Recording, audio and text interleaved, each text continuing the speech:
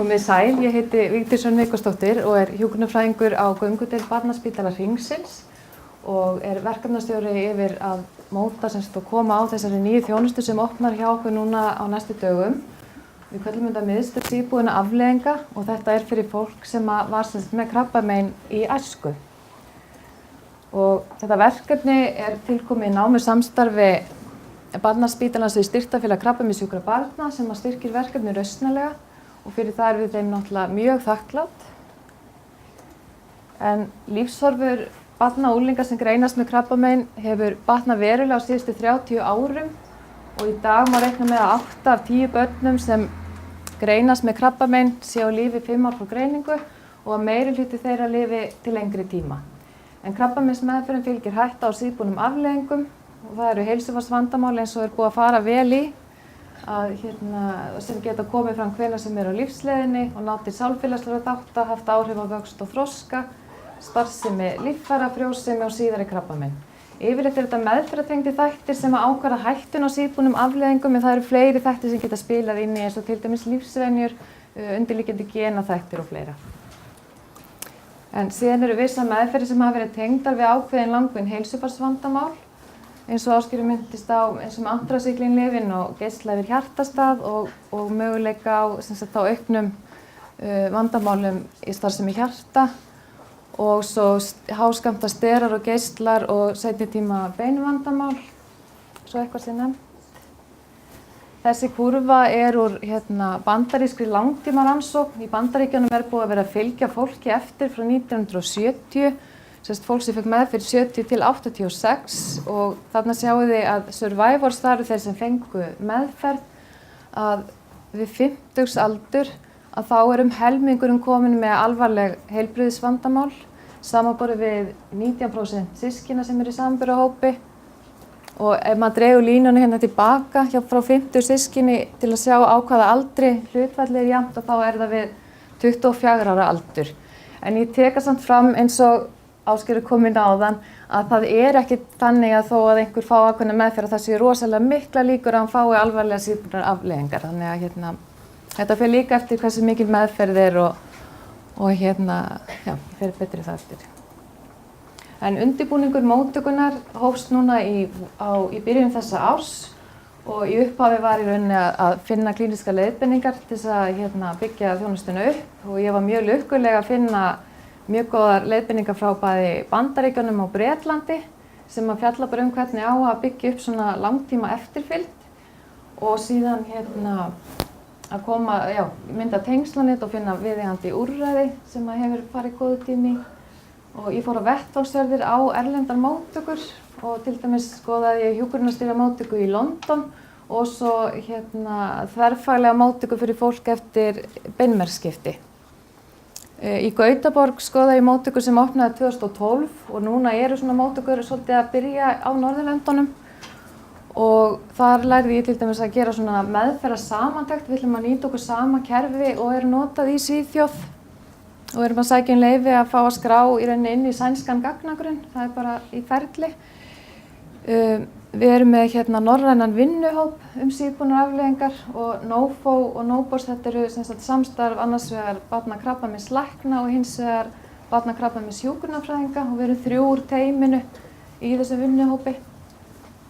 Og fræðslefni fyrir heimasíðu, við erum með íslenskan bækling sem að Styrktarfélag krabbameinssjúkra barna lét þýða síðbúnar afleiðingar en að öðru leyti að þá ætlum við að vera með rafrænt fræðslefni, ekki fylla fangið af bæklingum sem síðan úreldast, heldur frekar eyða tími að sýna fólki hvar að nálgast upplýsingar þannig að allir séu að skoða nýjasta þegar þeir eru að rifja upp og þess háttar.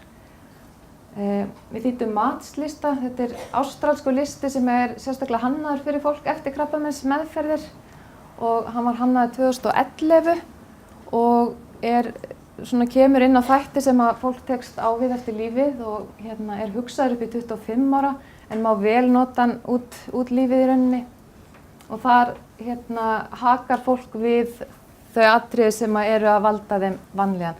Þetta þróað fyrir þau sem þekki NCCN-leiðbeiningarnar, þetta þróað út frá þeim streitukvarða og því mælitæki sem notað í þá krabbameinshjúkrun fullorðinna.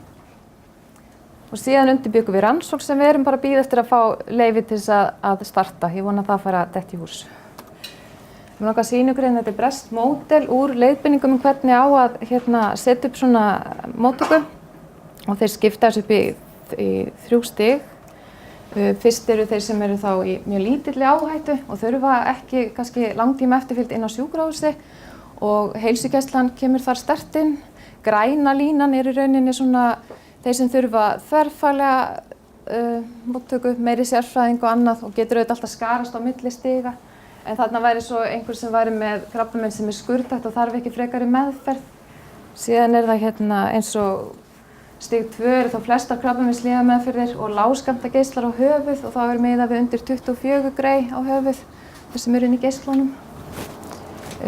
Hópur 3 að það er geislameðferð og stofnfrumubjörg og þarna eru þeir sem eru þá í mestri hættu á að fá sípunarafleiðingar og í rauninni svolítið fyrirfram vita að það verða einhverjar. Og það eru eins og fólk sem fyrir beinmergsskipti, fólk sem var með æxli í höfði og svo krabbamein sem greinast á hærri stigum.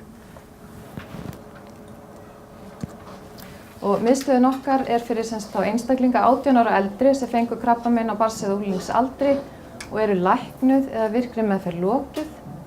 Tilgangurinn er að efla heilsu og lífsgæði og ég var núna í september á ráðstefnu sípunarafleiðing eftir krabbamein í æsku og þar var einmitt mjög mikið talað þetta að efla lífsgæði.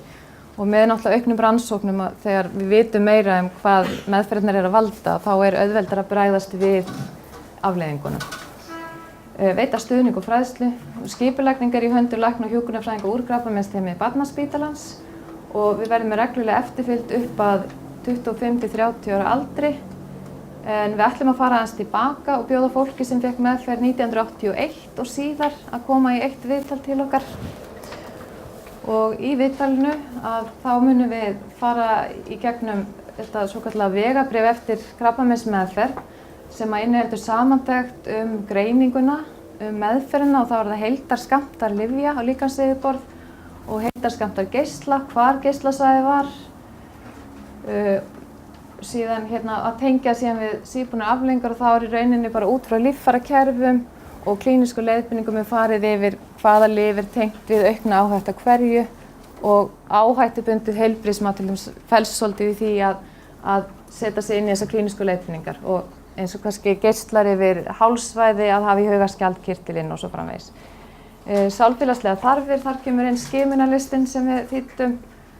Félagsleg staða skiptir miklu máli að skoða vel, bara eins og áhrif á fjölskyldulíf, atvinnu og námsmöguleika. Og ég var mjög hrifin í kynnti mig til dæmis þjónustunni hjá Virk. Ég vissum að hún á eftir að gagnast fyrir einhverja okkar væntanlegu skjólstæðingur. Og heilsuefling er mjög mikilvæg hluti af þessari þjónustu.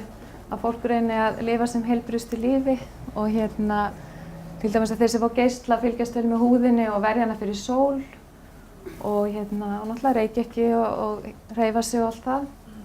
Og þar kemur fræðsla inn og svo hvatning.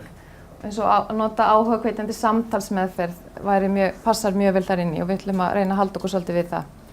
Tilvísanir er mjög stór hluti af okkar þjónustu, að koma fólk í rauninni í réttan farveg í fullorðinsþjónustunni.